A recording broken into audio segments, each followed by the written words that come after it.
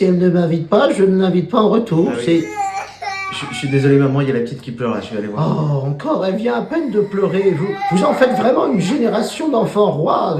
De mon temps, vous laissez pleurer, vous n'en êtes pas mort. Oh, c'est pas vrai. Ce putain d'argument que vous nous ressortez à chaque fois, c'est pas parce qu'on n'en est pas mort que ça fait pas des dégâts. Mais faut pas mal le prendre, je dis juste qu'à notre époque, ça filait droit. Ça filait droit? Ah, mais évidemment que ça filait droit quand vous pouviez fumer dans une voiture avec un nourrisson de 3 mois à l'arrière du véhicule. Et bien sûr que ça filait droit quand vous nous gaviez de sucre industriel et que vous nous laissiez 6 heures devant la télé à regarder des émissions débiles avec Vincent Lagaffe et un extraterrestre à l'accent créole qui s'appelle Bill. Et bien sûr que ça filait droit quand 85% des solutions pour régler un problème avec un enfant étaient de lui envoyer une torgnole dans la gueule. J'appelle pas ça l'éducation.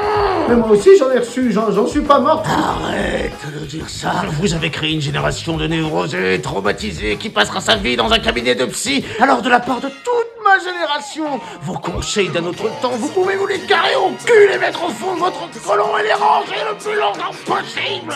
Au lieu de nous juger, soutenez-nous, bordel. Si l'enfant se sent bien, hein, c'est très bien. Faut valoriser les choses. D'ailleurs maman, je voulais savoir, il y a moyen que tu viennes la garder mercredi? Oui, je peux. Tu m'as stressé, tu m'as fait pousser de la barbe. Oui, non.